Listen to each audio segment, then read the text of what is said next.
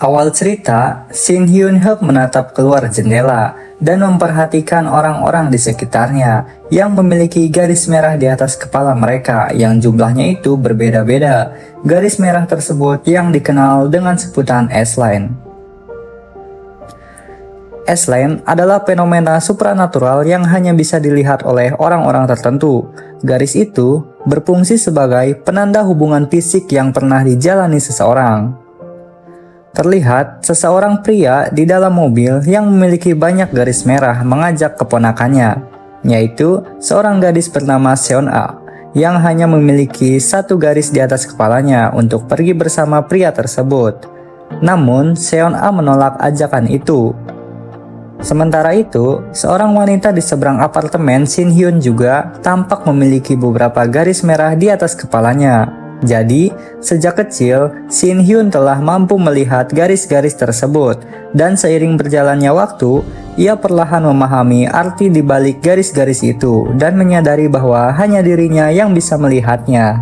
Suatu hari, ibunya Shin Hyun menemukan gambar buatannya yang menggambarkan dirinya, kedua orang tuanya, bibinya, dan sebuah garis merah yang menghubungkan ayahnya dengan bibinya.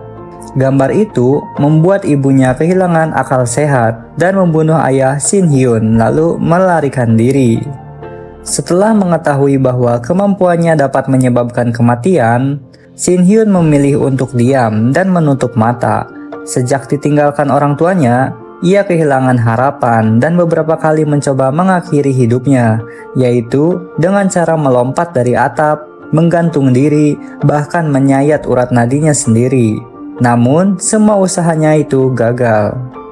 Shin Hyun akhirnya memutuskan untuk mencari tahu asal-usul garis-garis merah tersebut. Mengapa garis tersebut muncul, siapa yang menciptakannya, siapa saja yang bisa melihatnya, dan apakah kutukan itu bisa dihilangkan. Kemudian terlihat tetangga di seberang datang, membawa sekresek buah dan memberitahu bahwa ia baru saja pindah ke gedung seberang beberapa hari yang lalu. Dengan ramah, ia bertanya apakah Shin Hyun menyukai buah. Namun, Shin Hyun yang berdiri di balik pintu sama sekali tidak memberi respon apapun. Setelah beliau pergi, Shin Hyun mengambil buah pemberiannya itu. Ia memakannya dengan lahap dan berlinang air mata. Di sisi lain, Ji Wook mengeluh karena kerepotan menjaga keponakannya. Ia tertawa saat salah satu rekan kerjanya bertanya apa yang akan terjadi pada keponakannya jika ia menikah suatu hari nanti.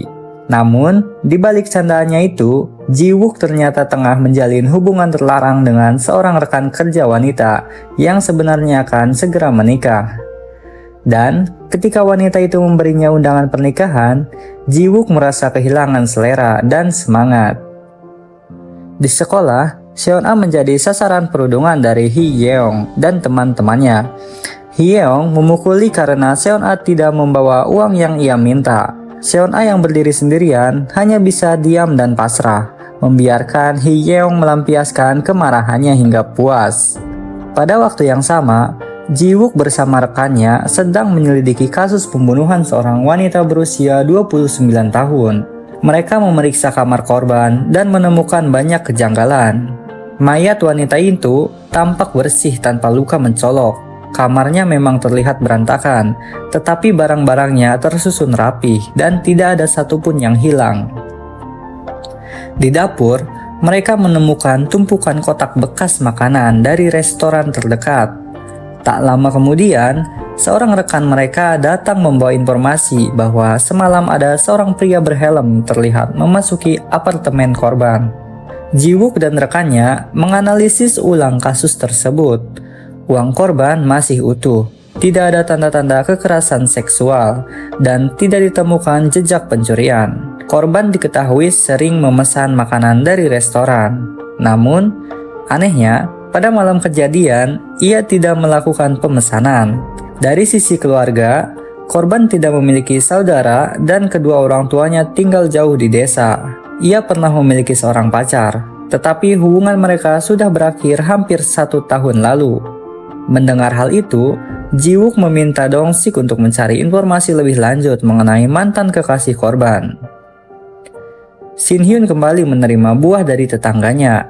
Kali ini disertai dengan surat mengenai kematian seorang wanita berusia 20-an di sekitar mereka tinggal. Dan berita itu juga ditayangkan di televisi. Saat menyimak tayangan tersebut, Shin Hyun memperhatikan pria berhelm yang dicurigai. Di matanya, pria itu hanya memiliki satu S-line di kepalanya, sesuatu yang sangat jarang terlihat. Bagi Shin Hyun, orang yang memiliki ratusan S-line memang mencolok. Tetapi, seorang yang hanya memiliki satu S-line tetap menyimpan daya tarik tersendiri. Beberapa saat kemudian, pria yang sama terlihat datang ke apartemen tetangganya. Shin Hyun segera mengambil HP dan menelpon polisi. Ketika ia melihat mereka itu tampak mesra dan menyaksikan sebuah garis baru muncul di kepalanya, ia pun mengurungkan niatnya melaporkan hal tersebut. Keesokan harinya di sekolah, Hyeong mendobrak loker milik Seon-a karena Seon-a tidak masuk. Ia menemukan baju dan surat cinta yang dibuat oleh Seon-a, lalu tersenyum penuh arti. Sementara itu, di rumah, Seon-a meminta uang kepada Ji-wook dan tanpa bertanya apapun, Ji-wook langsung memberikannya. Namun, ketika ia melihat luka-luka di wajah Seon-a, kekhawatiran mulai tumbuh. Meskipun begitu, Seon-a tidak ingin menjelaskan apapun dan memilih kembali ke kamarnya. Saat sedang merokok di balkon, Ji-wook melihat Shin Hyun sedang membuka dan merobek beberapa kardus di jendelanya. Tak lama kemudian, rekannya menelpon dan memberitahunya tentang panggilan darurat yang masuk malam sebelumnya. Panggilan itu berasal dari seberang apartemennya dan berkaitan dengan seorang pria berhelm yang terekam dalam CCTV. Mendengar itu, Ji-wook segera menemui Shin Hyun untuk meminta keterangan. Shin Hyun kaget ketika melihat banyak S-line di atas kepala Ji-wook. Itu adalah pertama kalinya ia melihat seorang dengan garis sebanyak itu dari jarak dekat. Ji-wook mengetuk pintu, tetapi Shin Hyun tidak menjawab. Seorang pria berkacamata bernama Jong Min muncul dan memberitahu Ji-wook bahwa Shin Hyun adalah seorang penyendiri yang sudah dikenal di komplek tersebut. Meskipun demikian, Ji-wook tidak menyerah. Ia kembali mengetuk pintu dan memperkenalkan dirinya sebagai detektif yang sedang menyelidiki kasus pembunuhan di wilayah itu. Ia menjelaskan bahwa laporan Shin Hyun malam sebelumnya mungkin menjadi bukti penting. Akhirnya, Shin Hyun membuka pintu sedikit dan mengaku bahwa ia memang melihat seorang pria berhelm masuk ke gedung seberang. Ia sempat mengira tetangganya sedang dalam bahaya, tetapi kemudian menyadari bahwa ia salah paham setelah melihat hubungan antara mereka berdua. Setelah mendapatkan informasi tersebut, Ji-wook bertanya, mengapa seorang gadis SMA seperti Shin Hyun tidak bersekolah? Namun, Shin Hyun langsung menutup pintunya tanpa menjawab. Malam harinya, pria berhelm itu kembali muncul dan berjalan keluar dari komplek apartemen. Namun, ada yang aneh karena garis di kepalanya hanya tersisa satu. Padahal, semalam Shin Hyun melihat satu garis tambahan muncul. Ketika pria itu menoleh ke arah pintunya, Shin Hyun langsung menutup lubang intip dengan panik. Pada saat yang sama, Seon-a mencoba merampok seorang wanita demi mendapatkan uang yang diminta oleh Hyeong. Ia mengikuti wanita itu ke lorong yang gelap, tetapi untungnya rencana tersebut gagal. Di kantor polisi, rekan Ji-wook sedang menyelidiki mantan pacar korban pembunuhan. Pria itu bernama Jeong Min, seorang guru SMA yang ternyata tinggal di gedung yang sama dengan Shin Hyun.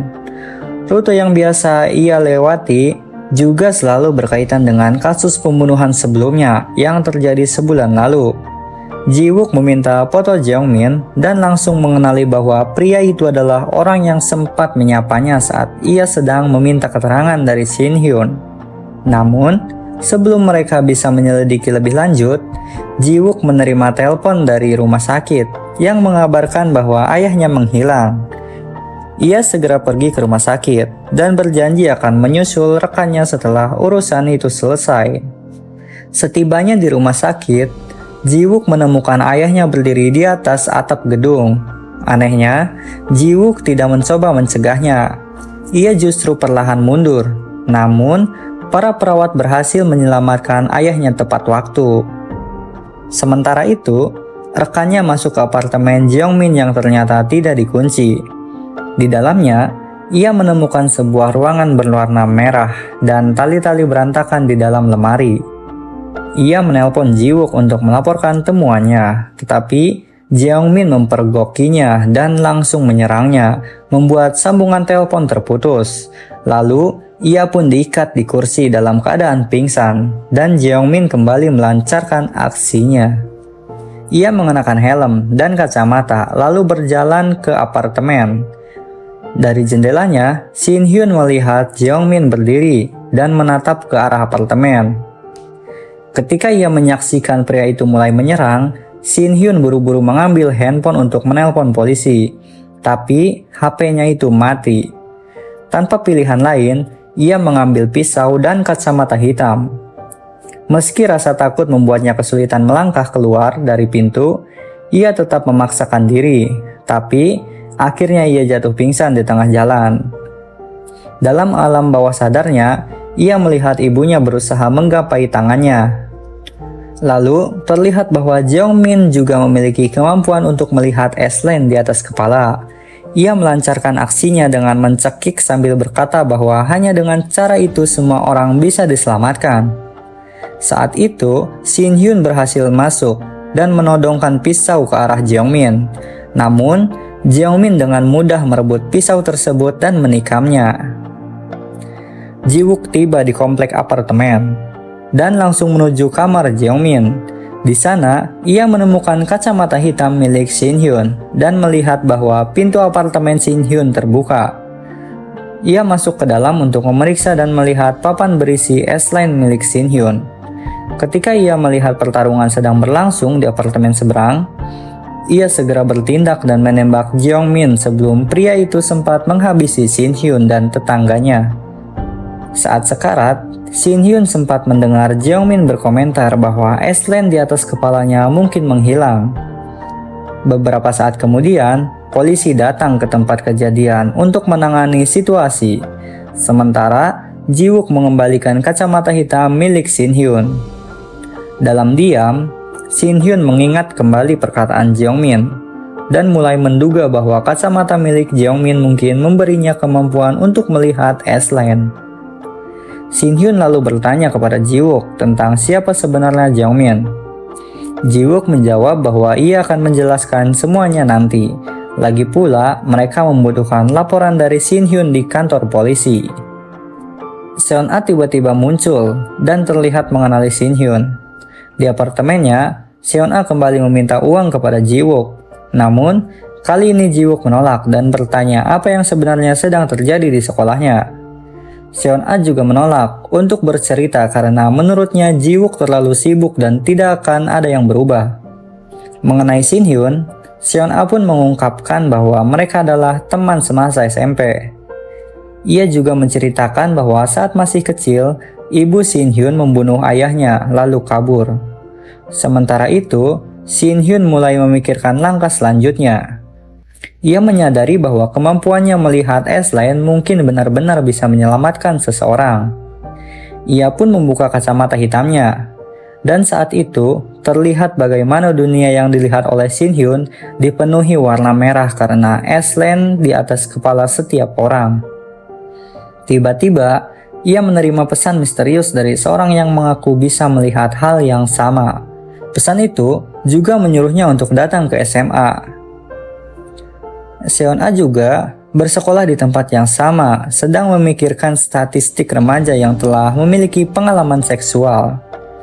Ia merasa angka itu jauh lebih rendah dari kenyataan, dan bahkan dirinya sendiri memiliki satu garis S-Line. Sementara itu, Shin Hyun termenung saat melihat pesan yang ia terima sebelumnya. Tak lama kemudian, ia mulai melepas seluruh kardus yang menutupi jendela kamarnya, dan mulai merapikan semuanya. Kembali ke sekolah, Hyeong dan teman-temannya kembali merudung Seon-a. Ketika Hyeong membaca surat yang ditulis oleh Seon-a mulai melawan dan menerjang. Namun, Hyeong mampu menghadapinya. Gyujin datang dan memisahkan pertengkaran dan merobek surat yang menjadi penyebabnya.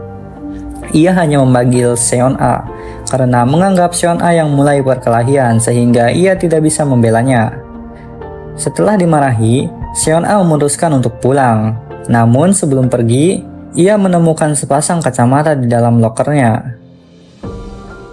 Rekan Ji-wook mengeluh karena ia tidak ikut dengannya menyelidiki TKP, sehingga dirinya yang menjadi korban. Ji-wook minta maaf karena memang ada urusan mendadak. Pikirannya masih terpaku pada kasus kemarin karena ada sesuatu yang terasa tidak beres. Ia memutuskan untuk kembali ke apartemen Jeongmin, dan di sana ia menemukan sebuah ruangan dengan dinding yang dipenuhi coretan garis merah. Di rumahnya, Seon-a mengenakan kacamata yang ia temukan dan terkejut saat melihat ada sebuah garis di atas kepalanya sendiri. Ketika Ji-wook pulang, ia menjerit karena melihat begitu banyak garis merah di atas kepalanya. Seon-a kemudian memutuskan untuk keluar dan mengikuti S-line yang ia lihat.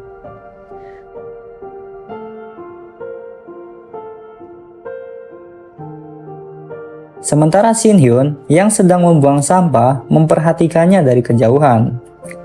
Di jalan, Seon-a melihat bahwa garis-garis itu ada di atas kepala hampir semua orang yang ia temui. Keesokan harinya, Seon-a kembali memakai kacamata itu ke sekolah dan mulai memperhatikan koneksi-koneksi yang muncul. Ia tersenyum ketika melihat bahwa Gyujin tidak memiliki S-line di kepalanya. Namun, yang mengejutkan, ia melihat bahwa Hyeong memiliki garis yang terhubung dengan seorang guru bahasa Korea di sekolahnya. Saat pelajaran dimulai, Gyujin memperkenalkan Shin-hyun yang kembali bersekolah sebagai murid pindahan di kelas mereka.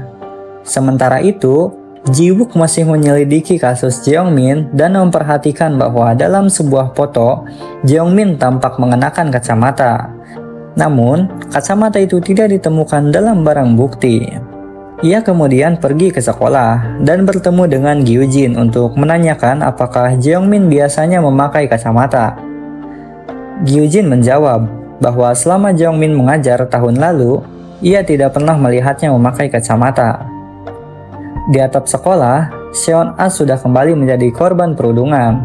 Ia menahan tamparan dari Hyeong dan menyatakan bahwa ia tidak akan memberinya uang sepeser pun, bahkan mengancam akan mempermalukan Hyeong. Namun, Hyeong menanggapinya dengan menendang Seon-a. Shin-hyun datang dan menghentikan tindakan Hyeong dengan menarik dasinya ke pinggir gedung, lalu mengancam akan melompat bersamanya. Ia menyuruh Hyeong berjanji untuk tidak mengganggu Seon-a lagi. Setelah Hyeong mengiyakan, Shin-hyun melepaskannya. Namun, alih-alih berterima kasih, Seon-a malah memarahi Shin-hyun karena ikut campur. Shin-hyun bertanya, apakah Seon-a masih marah kepadanya? Tapi, Seon-a memilih diam dan mengajak Shin-hyun turun bersama. Ji-wook melanjutkan penyelidikan ke sebuah bar tempat Jeongmin sering datang. Ia bertanya kepada bartender dan mendapatkan informasi bahwa Jeongmin biasa minum sambil menghitung sendiri. Bahkan, pernah berkelahi dengan pelanggan lain karena kebiasaan itu. Saat bartender melihat foto Jeongmin tanpa kacamata, ia mengaku bahwa Jeongmin biasanya memakai kacamata saat datang ke bar. Saat akan pergi, Ji-wook sempat digoda oleh seorang wanita yang tertarik dengan catatan yang ia bawa. Seon-a sengaja mengikuti Hyeong yang pergi menemui gurunya dan langsung memotret mereka. Setelah masuk ke dalam hotel, ia mengirim foto tersebut kepada Hyeong. Namun, Hyeong tidak takut. Ia mengatakan bahwa jika foto itu tersebar, yang akan dihukum hanyalah gurunya, karena dirinya masih di bawah umur. Keesokan harinya, Seon-a mengirim foto yang sama beserta pesan pemerasan yang meminta uang tunai sebesar 20 juta won kepada guru Koreanya. Ketika pulang, Seon-a bertanya kepada Shin-hyun, apakah 20 juta won cukup untuk deposit apartemen? Karena ia sudah tidak sabar ingin pergi dari rumah. Dalam percakapan itu, Seon-a juga menanyakan apakah ibu Shin-hyun masih hidup, yang bahkan Shin-hyun sendiri tidak tahu karena tidak pernah dihubungi. Malam harinya, Shin-hyun melihat keluar jendela dan memperhatikan betapa bahagianya orang-orang di seberang apartemennya yang menghabiskan waktu bersama keluarga mereka masing-masing. Keesokan harinya, di sekolah, guru bahasa tersebut bertanya siapa yang mengancamnya dengan foto tersebut. Hyeong memberitahu bahwa pelakunya adalah Seon A. Tak cukup hanya dengan mereka, Seon A juga menggunakan kacamatanya untuk melakukan pemerasan kepada guru lain yang memiliki hubungan terlarang. Shin Hyun mengetahui hal itu dan menemuinya di toilet untuk membahas kacamata tersebut. Ia menebak bahwa kacamata itu membuat Seon A bisa melihat Aislinn dan mengaku bahwa dirinya juga bisa melihatnya. Seon A menjelaskan bahwa ia menemukan kacamata itu di loker dan tidak tahu siapa yang meletakkannya. Shin Hyun memberi peringatan agar Seon A tidak lagi memakai kacamata itu karena sangat berbahaya. Namun, Seon A menolak peringatan tersebut. Bahkan, setelah mengetahui nasib tragis pemilik sebelumnya. Setelah mengetahui bahwa Seon A yang mengancamnya, guru bahasa mengirim pesan bahwa uangnya sudah disiapkan dan memintanya untuk bertemu di atap sekolah jam 12 malam.